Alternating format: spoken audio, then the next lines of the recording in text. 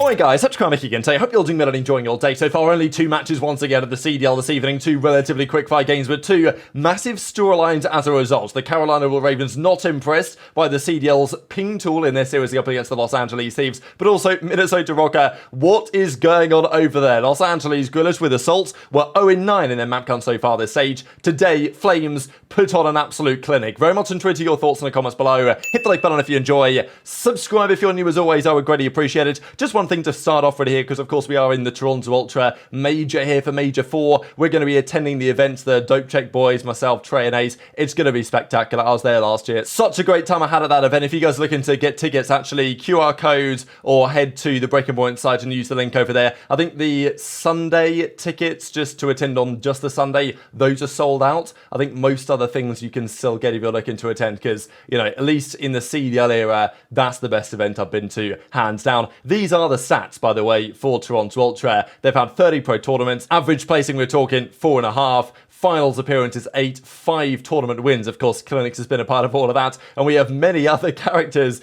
that have been a part of the history over there, right? Of course, CleanX was initially on the bench for Toronto way back in MW19 alongside, you know, Brackens. They had, I don't think they had MettalZ, right? But he's not appearing here. But anyway, you know, Classic, Bance, Cammy, Standy, we'll certainly get into Standy today, Zinni, and then Hixie all had their time, let's say, on the organization. Not bad in terms of prize money earned either. They play tomorrow, I believe, up against the Carolina Ravens, which will be quite fascinating based on the result of the series today. We are also, of course, going to get into what happened with the Los Angeles Guerrillas. They played with Flames today. This was officially confirmed today by the Guerrillas. Funny thing is, for Guerrillas, they didn't actually say who he replaced. Like, obviously we knew, but they didn't actually announce it, at least in their initial tweet. They were just like, yep, welcome Flames to the starting roster, and he's coming in. And they're like, well, who exactly is he replacing? They didn't say a soldier bench, they just straight up went for it. We've got to talk about, first of all, though, Ravens versus Thieves, because this, to me, it was a very interesting battle between two teams that I think are on the verge of potentially being in the conversation for getting top 4 at the next event.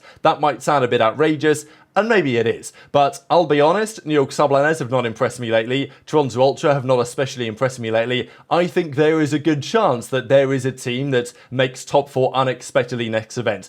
I'm not convinced it's going to be Vegas after their performance last week against OpTic. I don't think it's going to be, well, I'm not sure which other teams were in the conversation. Minnesota Rocker certainly aren't in that combo anymore, and probably they haven't been for some time as far as I'm concerned. So it kind of leaves Thieves that are maybe better than they at least have maybe appeared, and then Ravens, who of course had a very impressive victory against the Subliners last weekend. The issue for Ravens is they're still not just quite good enough across the stretch of the modes, and their performances against the teams they should be more competitive with just isn't really good enough. They seem to raise their game, Ravens, when they play the better teams, and they should have done that, so maybe they did to some degree do that here. Gwyn had an uncharacteristically difficult start to this hardpoint, and even though he did bring it back somewhat, it didn't actually matter in the end. Thieves still took the Karachi. Game 2, though, was pretty emphatic from the Ravens. Fellow got this kill in a nice little 1v2 that he clutched using a Hellstorm, or whatever they call it in this game, Predator missile, cruise missile, don't they? I'm still living in bloody 2012 or whatever. But yeah, Fellow calls it in. He gets this final kill. He shoots some bodies as well, and they tie the series up 1-1. So yeah, Fellow had a great map 2 here, 1 out of 7 spree as I just mentioned. And then Gwyn, he came to play here in the control, and it was one of those controls between two teams that aren't especially good at control, and it's just, you know, no one can win an offense, basically. And sometimes that's how it is, even when the good teams play. But usually when the top teams play, they'll tend to find a way to get an offense somewhere. Don't think that happens here. Ravens did their job on the defense, and that was enough for them to close out. Gwyn certainly helped things. I think the rest of the guys had a good map here as well, but he was pretty much double positive here. 24 non-traded as well, as you might well expect. But then we went to a 6-star. This was the map, of course. I'm somewhat surprised, to be honest, that Ravens played it in this series, just because LA Thieves absolutely dominated Vegas on this map the other day. They literally put them in the 50-point club, and yet Ravens decide to, you know, go and challenge on it, and they were more competitive, but are not competitive enough. And for some reason, I mean, the listen in this map was just pretty shocking. And it was one of those listenings that you get with Ravens when they've played online before, when Clay isn't having fun, he's not having a good time, and he just sounds like atrocious vibes. You know, there's so many times that I've said this before, and I'll say it again. Clay is an absolute amplifier to a team. When things are going well, Clay is the perfect man to have. He'll make things go way better. When things aren't going so well, Clay can bring down the vibes. And, you know, you hear that in their listenings a lot of the time. It's been the case now for the last couple of seasons, probably more than that. But it's just this specific circumstance. You know, game 4, you're up 2-1. You'd think the energy's there. Certainly in this kind of, you know, new online environment they've managed to get where they're playing for the penthouse. I thought the days of, you know, the Ravens online underperformance were potentially kind of behind us. But this was maybe one example. And they just frankly lost to a better team in the final search and destroy as well, because Thieves closed it out pretty emphatically on the high-rise search. So fair play to Thieves. So TJ then says, real fair series when they ping 20 better than us. So this calls into question again the whole ping tool, and I'd be interested to hear a response from this from the CDL. Not like we're going to get one, but you know how it goes. You play from various locations around the country. Sure, there's going to be some ping difference between where some players and where other players are located, and obviously Thieves out in LA, and then the Ravens guys over in Charlotte. It's probably difficult to find an appropriate server, but there's meant to be this CDL ping tool that equates for that and gives the team with the lower ping artificially inflated ping to make it a level playing field. That apparently was not happening this game. TJ reckons that they're 20 ping better, which is, you know, significant. It's, you know, and especially in a 3-2 series, that is going to probably have a few kills go either way that potentially would have changed the tides. And obviously, I think what it more so is about, not even necessarily the kills they lost, it's more so like, you get kind of checked out, right? Like if you know the other team, if you look at the scoreboard, you see your entire ping, your entire team on 70 ping, or let's say your entire team's on 60 and they're on 40.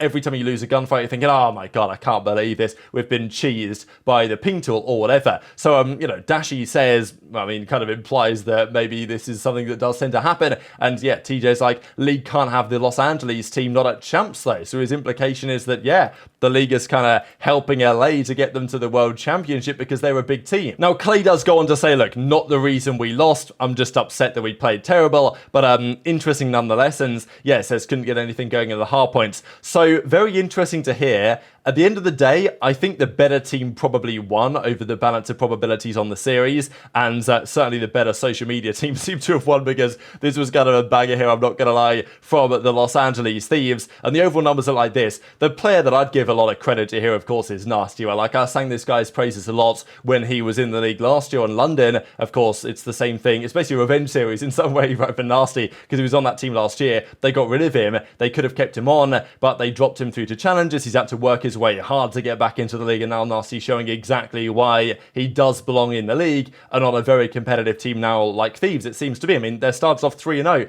Their games haven't been comfortable. They've won a lot of game 5s, Thieves, but they are nonetheless clutching up in game 5s, doing enough to get over the line and doing enough to put some tasty points on the board. You know, the way things look now, Thieves to the World Championship seems nigh on a certainty, with the fact that they are clearly better than numerous teams below them. One team that includes is the Minnesota Rokkr. The key stories of this series was, I suppose, the Flames pickup, but also the Rokkr situation, right? Because Rokkr did not impress me in their series that they lost to the Subliners, because the only series New York have won this stage was against Minnesota Rokkr, and it was a pretty damn competitive one. But apart from that, Rokkr have not impressed me. I mean, they beat Boston in a Game 5 round 11, and they just got completely gifted it. So I wasn't impressed by them, and I was fascinated to see what would happen in this series. And what we saw was Flames come to play. Assault is gone, Flames is in, and this guy, for a rookie debut performance, I mean, he probably had a nice team to play against, but wow, this is impressive. We know that he's been a duo with ezreal. Both of those guys played exceedingly well, and I just don't understand,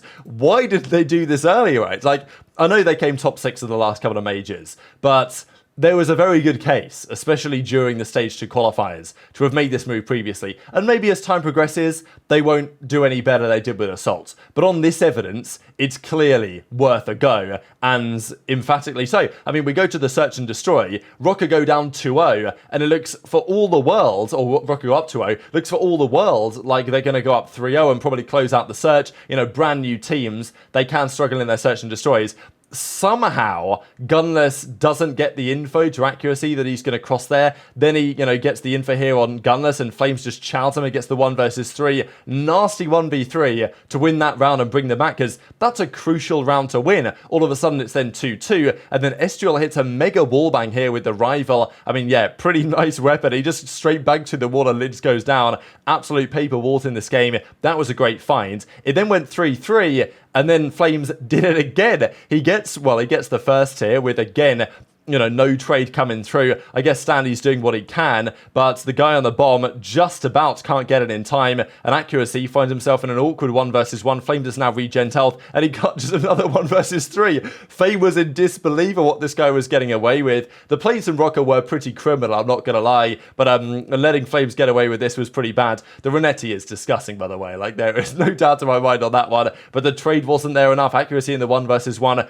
could not get it done. Stanley started well in the control, but even that wasn't enough. So sure, Guerrillas played better, but Rocker didn't impress me so far, and today was straight up shambolic. I genuinely think that both of their changes might have been a bad idea. I think the awakening for Gunless one is certainly justifiable, but I just don't know if Gunless is ever going to be the player that he was before.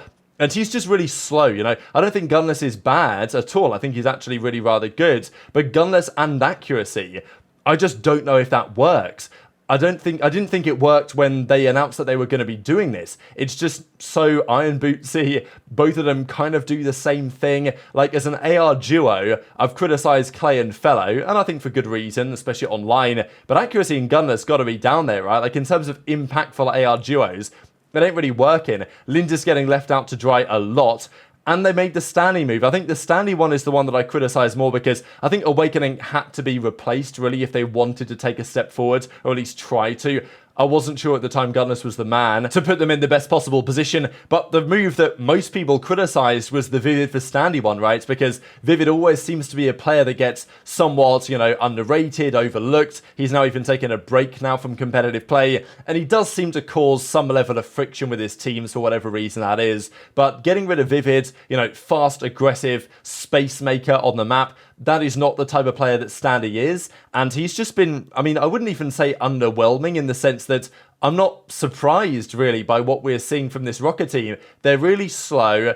They just can't get any kills consistently, and they got slapped around by the Los Angeles Guerrillas, a team that had won a grand total of 0 maps so far this stage. So, and accuracy, by the way, just slapped the camera out the way. I didn't quite get a picture of it, but accuracy was about 0.1 seconds after this. The camera was on the floor, basically, because understandably, you weren't a happy man. And this, even as JoeDeceives says, early to say, although not really that early, I don't think the Stanley pickup was the right call for the Minnesota Rocker. So I think a lot of people would probably agree with that assessment as it stands. Because as far as I'm concerned, they've just clearly got worse than where they were before, or at least other teams around them have got significantly better.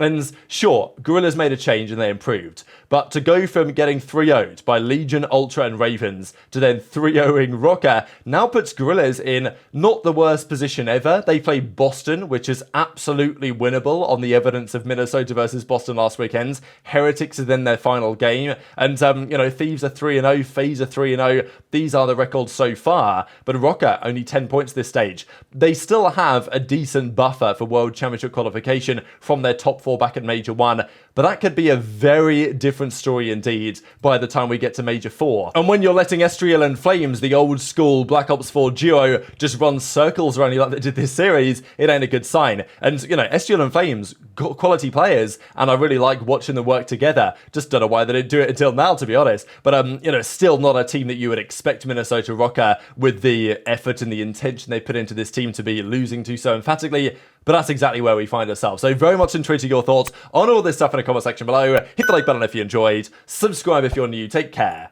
And I'll see you next time.